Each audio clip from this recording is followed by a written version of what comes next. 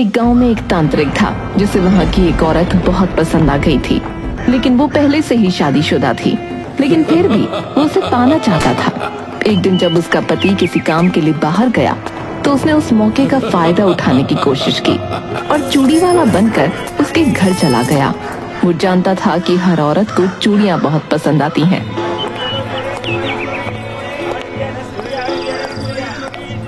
आप कौन है?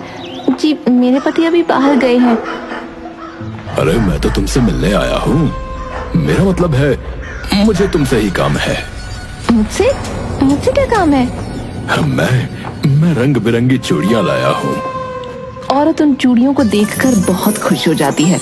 अब वो सोचती है, चलो मैं चूड़ियाँ नहीं लेती हूँ। अच्छा चलिए दिखा दीजिए चूड़ियाँ। हाँ, बिल्कुल। ये लाल वाली दिखाना। चूड़ियाँ दिखाते दिखाते जब तांत्रिक उसे लाल चूड़ियाँ पहनाने लगा तो वो उसका हाथ पकड़ लेता है। तुम ये क्या कर रहे हो? छोड़ो मेरा हाथ। कोई है, बचाओ। अरे डरो मत, मैं तुम्हारे साथ कुछ गलत नहीं करूँगा। मैं तुमसे प्यार करता हूँ। मैं शादीशुदा हूँ, तुम्हें समझ में नहीं आता। छोड़ो छोड़ो। तांत्रिक ने औरत का हाथ बहुत तेजी से पकड़ा हुआ था। तो क्या हुआ?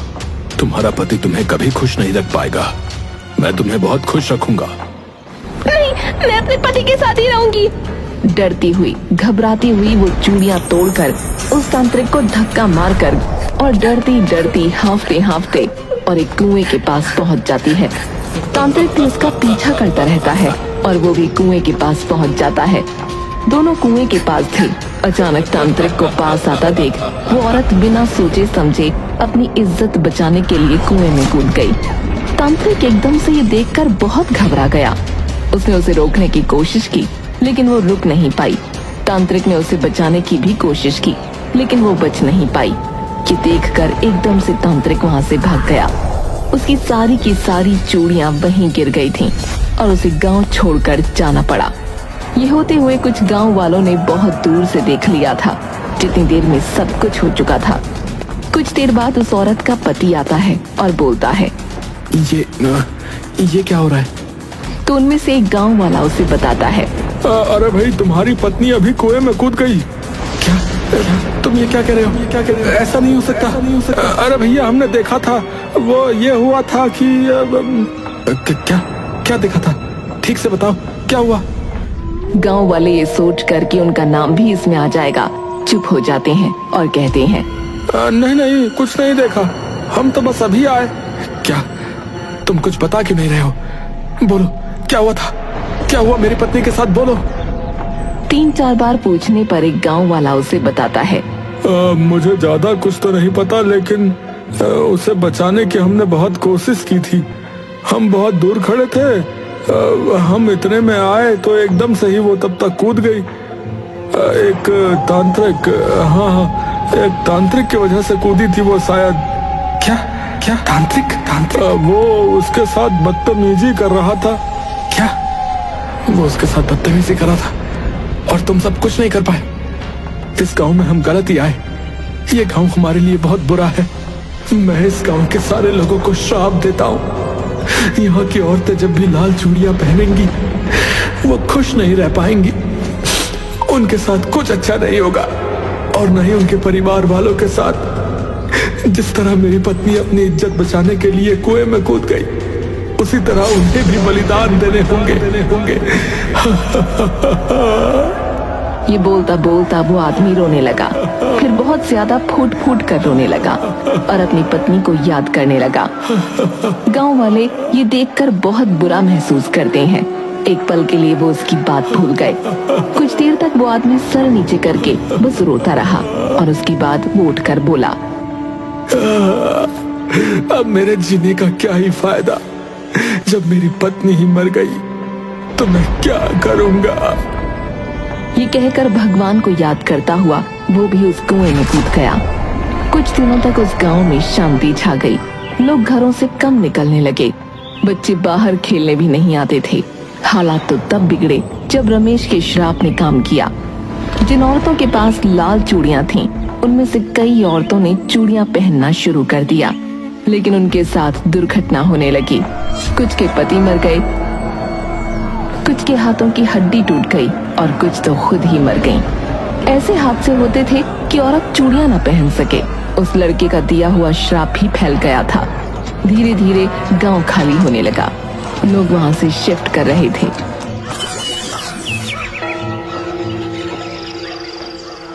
एक नया शादीशुदा जोड़ा खुशी खुशी घूमने जा रहा था। तभी रास्ते में गाड़ी के अंदर, अरे देखो कितना सुंदर पहाड़ है। हमारी अभी अभी शादी हुई है और तुम अब मेरी पत्नी हो, तो तुम्हारा हुक्म सलाखों पर।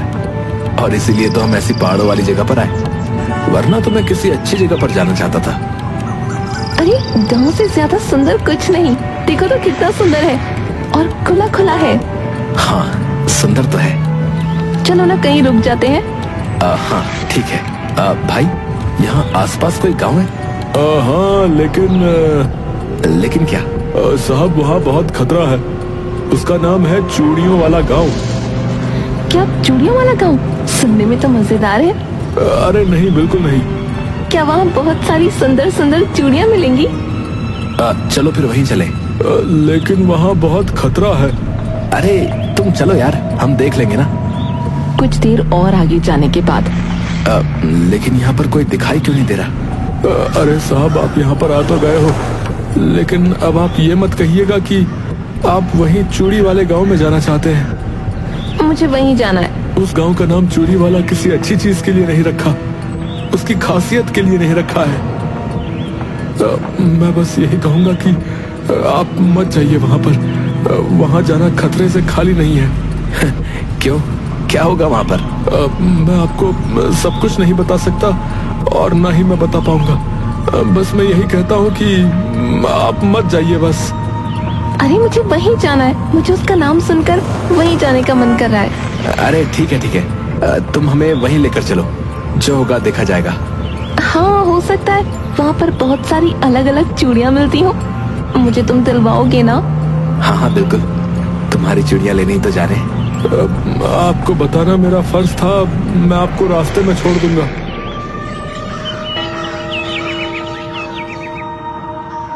वो रास्ते में रुकते हैं और खाना पानी करने लगते हैं। साथ में ड्राइवर को भी खाना खिलाते हैं।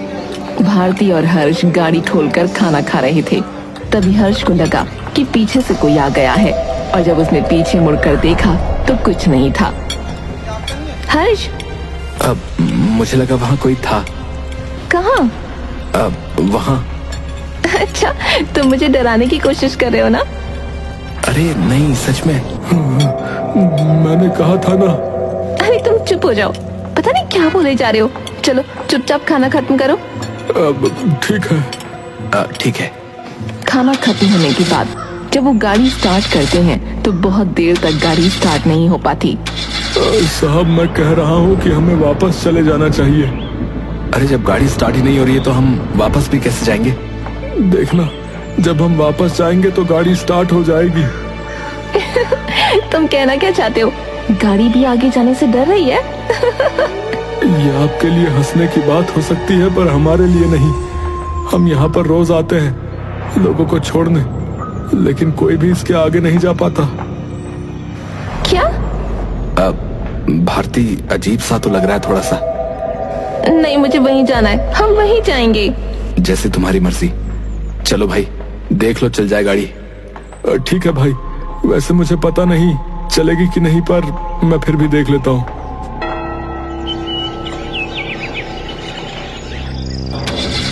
गाड़ी फिर भी स्टार्ट नहीं हो पाई, लेकिन भारती की भी जिद थी कि उसे जाना है तो जाना ही है।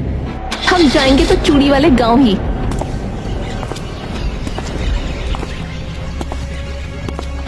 अचानक से एक बूढ़ा आदमी आ गया।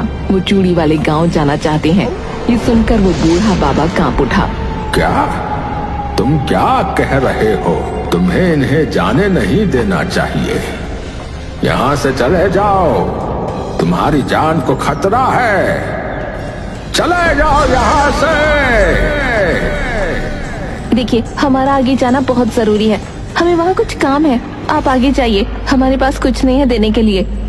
मूर्ख लड़की, मैं कोई मांगने वाला नहीं हूँ। तुम दोनों की जान को खतरा है, तुम्हें समझ नहीं आता। कम से कम तुम्हें तो समझना चाहिए, इन्हें आगे मत लेकर जाओ वरना ये जिंदा नहीं रह पाएंगे। हर्ष इस बात से डर जाता है और कहता है, मुझे लगता है शायद हमें नहीं जाना चाहिए। मैंने कहा ना मुझे वहाँ जाना है तो बस जाना है। हर्ष, तुम्हारे आगे कभी मेरी चली है? बाबा आप चिंता मत करो, हमें आगे जाना है। आपने बताया उसके लिए धन्यवाद। तुम इसे संभाल कर रखना, ये तुम्हारे काम आएगा, इसकी तुम्हें आगे जरूरत पड़ेगी। जब बूढ़ा बाबा हर्ष को ये दे रहा था तो भारती इस चीज से अनजान थी और वो बूढ़ा बाबा वो देकर वहाँ से चुपचाप चला गया और जाते हुए कहता रहा, आगे खतरा है, आगे खतरा है। हर्ष समझ चुका था कि भारती आगे जाकर ही रहेगी और वो जो चीज उसे बूढ़े बाबा ने दी थी वो धीरे से हर्ष अपने बैग में डाल लेता है। इस बात के बाद भी 3-4 घंटे और बीत जाते हैं और गाड़ी स्टार्ट नहीं हो पाती। अचानक से जब वो वापस जाने का मन बना लेते हैं, हर्ष भी भारती को मना लेता है, तब गाड़ी स्टार्ट हो जाती है। देखा, ये भी नहीं चाहती कि हम वापस जाएं। चलो ना अब हम आगे चलते हैं। मैडम मैं भी तो कह रहा था कि वापस चलो तो गाड़ी अपने आप स्टार्ट हो जाएगी, ये गाड़ी आगे नहीं जा पाएगी। कुछ भी मत कहो, अब देखती हूँ मैं कैसे नहीं जाएगी। चलो आगे चलो। ठीक है, मेरे को अपनी जान ज्यादा प्यारी है, अगर आपको जाना हो तो आप गाड़ी ले जाओ, पर जान से ज्यादा जरूरी गाड़ी तो नहीं। आप दोनों चले जाओ, मैं यहाँ से चला जाऊंगा। ये कहकर ड्राइवर वहाँ से चला जाता है। बड़ा ही अजीब आदमी है। हर्ष, हर्ष! इस इंसान ने अपनी गाड़ी छोड़ दी सिर्फ इसलिए कि उस गांव में न जाना पड़े। क्या उस बूढ़े आदमी की बात सच थी? अरे हर्ष चलो ना, तुम्हें गाड़ी चलानी आती है ना? फटाफट चलाओ और चूड़ी वाले गांव में चलो। वहाँ जाकर हम आराम से 2-4 घंटे सोएंगे और फिर पूरा गांव घूमेंगे। भारती बहुत ज्यादा एक्साइटेड थी, लेकिन हर्ष थोड़ा सा डरा हुआ था।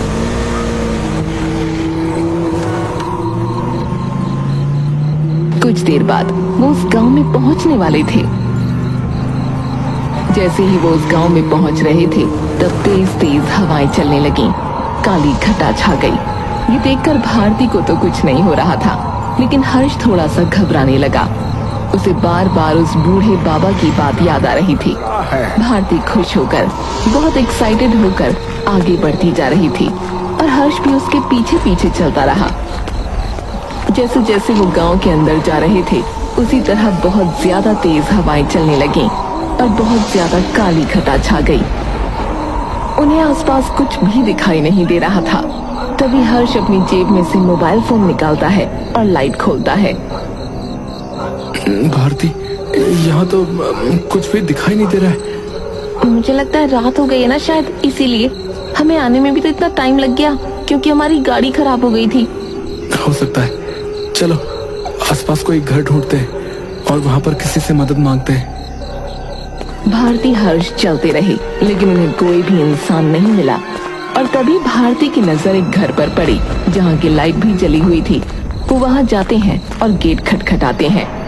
हर्ष और भारती उस घर का गेट बार बार खटखटा रहे थे, लेकिन वहाँ कोई भी बाहर नहीं आ रहा था। पूरे गांव में सिर्फ उस घर की लाइट जली हुई थी, लेकिन पूरी रात उस घर की लाइट जलने के बावजूद उस घर से बाहर कोई नहीं आया। हर्ष और भारती ने उस रात घर के बाहर ही बिताई। अगली सुबह भारती और हर्ष को एक लड़का उठाता है।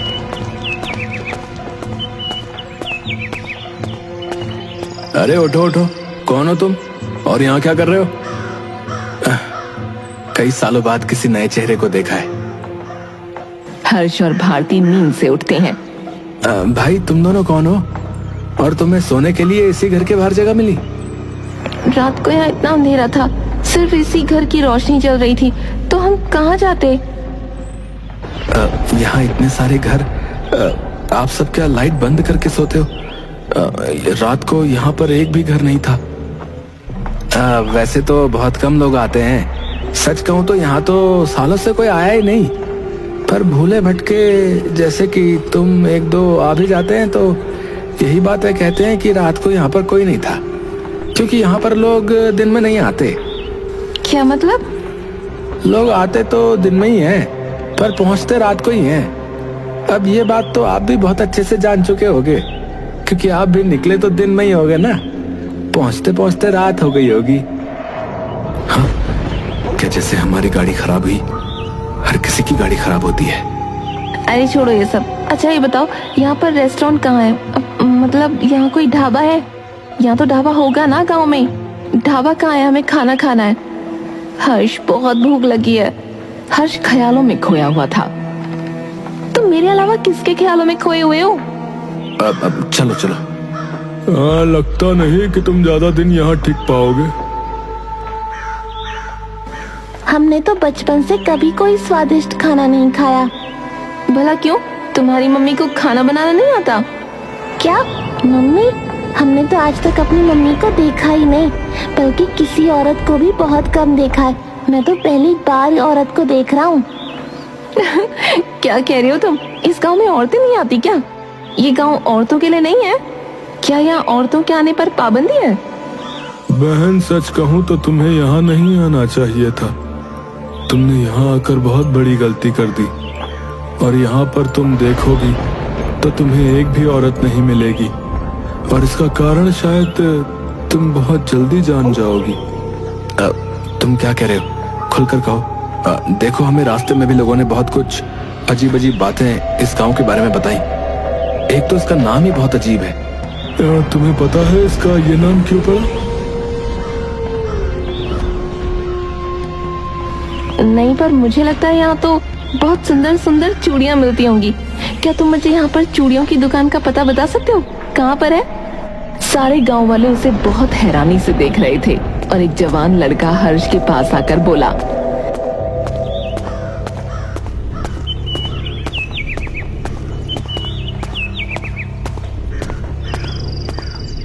ये आपकी पत्नी है ना? हमारी अभी अभी शादी हुई है। देखो, आप अपनी पत्नी को यहाँ से ले जाइए और इसे कहिए चूड़ियों की तो यहाँ बात ही ना करे, प्लीज। गांव का नाम चूड़ी वाला गांव है, लेकिन यहाँ पर चूड़ियों के बारे में बात करना बहुत गलत है। अरे चलो हर्ष, गांव में घूमते हैं। ये लोग पता नहीं कहाँ से और क्या क्या बातें कर रहे हैं।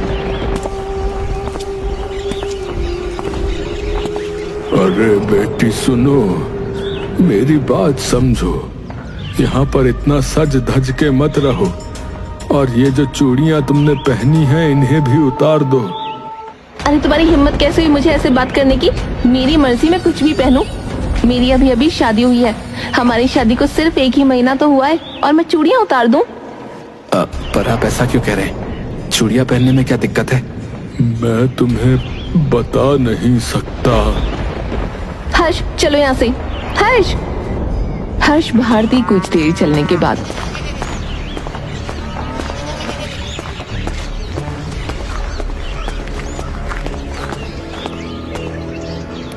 मुझे थोड़ा सा डर लग रहा है। मेरी बात होती तो मैं मान भी जाता, पर यहाँ तुम्हारी बात है भारती।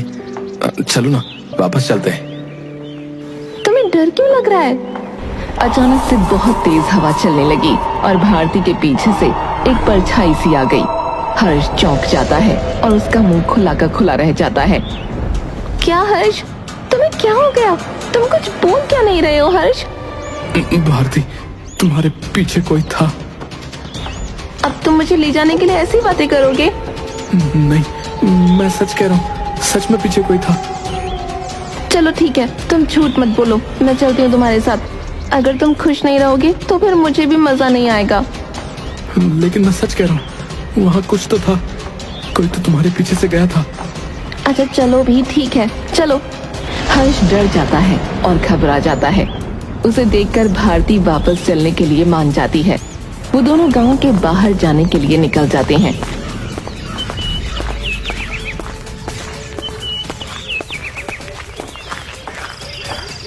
मुझे लगता है तुमने एक अच्छा फैसला लिया। ये नहीं जा पाएंगे। यहाँ एक बार आ तो गए, पर कभी जा नहीं पाएंगे। मुझे यहाँ के लोग बिल्कुल पसंद नहीं आ रहे। चलो, अब जा ही रहे हैं तो जल्दी चलो। भारती चलो, सारा सामान लेकर निकल जाते हैं। तभी गांव की घंटी बजने लगती है और तेज हवा चलने लगती है।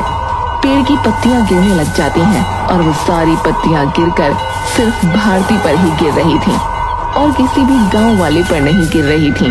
ये देखकर हर्ष चौंक जाता है और सोचता है, ये सब क्या हो रहा है? देखो ये पेड़ भी मेरा स्वागत कर रहा है। हर्ष बहुत ज्यादा डर जाता है तो वहां से चला जाता है।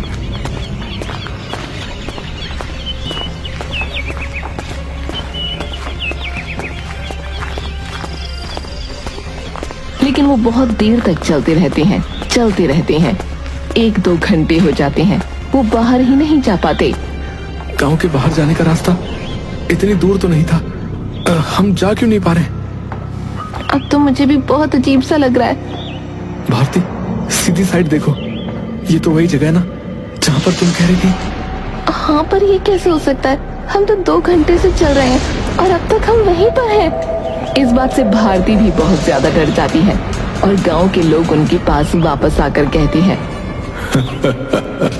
क्या हुआ, तुम नहीं जा पाए? मतलब कि तुम भी अब यहीं रहोगे? क्या मतलब तुम्हारा? मैं भी इसी तरह आया था यहाँ। बहुत साल हो गए लेकिन अब तक नहीं जा पा रहा। तो तुम्हें क्या लगता है हमें यहाँ पर रहने में मजा आता है? हम इसीलिए नहीं जाते क्योंकि हम जा ही नहीं पाते। तो क्या ये सब सच है? वो ड्राइवर सच कह रहा था? बेटा, जल्दी से ये चूड़ियां उतार दो, वो कभी भी आ सकती है। मैं चूड़ियां नहीं उतार सकती। उतार दो, तुम ज्यादा जरूरी हो, रस्म नहीं। तुम कहते हो तो ठीक है, मुझे नहीं पता क्या हो रहा है पर मुझे बहुत दर्द हो रहा है। जल्दी से ये चूड़ी उतारो, मुझे तुम्हें खोना नहीं है। मैं कोशिश तो कर रही हूँ पर ये उतार ही नहीं पा रही। अचानक से भारती का पूरा हाथ लाल हो जाता है और शरीर पर काले धब्बे बन जाते हैं। जितनी कोशिश वो चूड़ी उतारने की कर रही थी उतने ही धब्बे पड़ते जा रहे थे। ये देखकर हर्ष डर गया। भारती एकदम से बेहोश होने वाली थी। उस दिन बूढ़े बाबा ने मुझे कुछ दिया था। भारती, तुम रुको, मैं अभी आया। किस्मत से वो गाड़ी हर्ष ने गांव के अंदर पार्क की थी और वो उस बैग के अंदर देखता है तो उसने देखा कि उसे बाबा ने एक पेज दिया था। एक पेज जिसके ऊपर एक फोटो थी और उसके नीचे कुछ एड्रेस लिखा था। हर्ष वो पेज लेकर जैसे ही भारती के पास जाता है उसकी आंखें खुली की खुली रह जाती हैं। उसके हाथ से वो पेज गिर जाता है और वो देखता है कि भारती पूरी लाल हो गई थी। उसके शरीर पर काले धब्बे हो गए थे। अरे भारती, तुम्हें क्या हुआ? क्या हुआ भारती? हमने पहले ही कहा था। कुछ पल में ही भारती ने अपना दम तोड़ दिया। ये देखकर गांव वालों की आंखों में आंसू आ गए। एक और मासूम लड़की मर गई। ये क्यों हुआ? कैसे हुआ? क्या हुआ ये? हर्ष रोते रोते भारती को याद करता रहा। 3 दिन तक वो वहीं भारती को पकड़कर रोता रहा। अगले दिन उसे महसूस हुआ कि उसने उस पेज को तो पढ़ा ही नहीं। अब वो पेज पढ़ने का क्या मतलब? पर मैं भारती की मौत की वजह जानकर ही रहूंगा।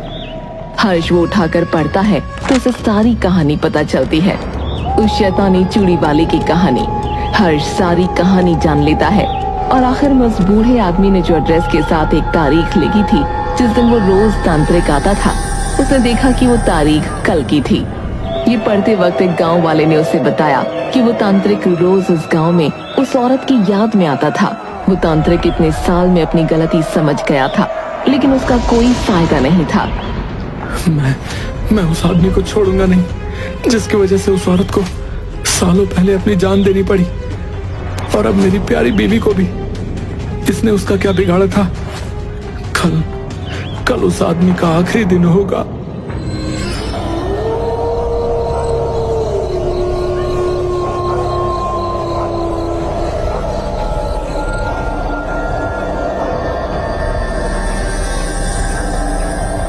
हर्ष भारती की बॉडी को उठाकर उस कुएं में फेंकता है और फिर तांत्रिक का इंतजार करता है।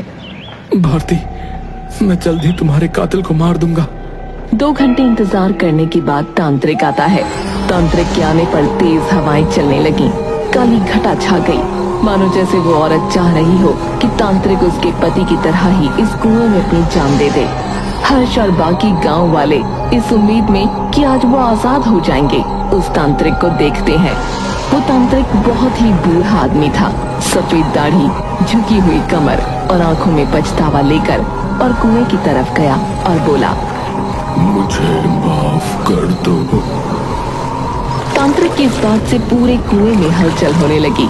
उसका पानी अंदर बाहर हो रहा था, मानो तांत्रिक सीधा उस औरत से ही बात कर रहा हो। हर्ष ने तांत्रिक को उठाकर उस कुएं में फेंक दिया। उसके बाद आसमान शांत हो गया, बस कुएं में हलचल होने लगी। तब हर्ष समझ गया कि कुएं का पानी उस तांत्रिक को मांग रहा था और भारती को याद करते हुए वो रोने लगा। अचानक से उसे लगा जैसे भारती उससे कह रही हो कि तुम चुप हो जाओ और मुझे माफ कर दो। तुमने इसको आजाद किया है, हम तुम्हारा एहसान कैसे चुकाएं? मैंने ये अपनी भारती के लिए किया है, लेकिन मैं अब अपनी भारती के पास जा रहा हूँ। ये कहकर हर्ष भी उस कुएं में कूद गया। गांव के लोग बहुत दुखी थे कि हर्ष और भारती मारे गए और खुश भी, क्योंकि अब वो आजाद थे। ये कुआं अब तक चूड़ी वाले की वजह से डरावना था, पर अब से ये सच्चे प्यार की निशानी होगा।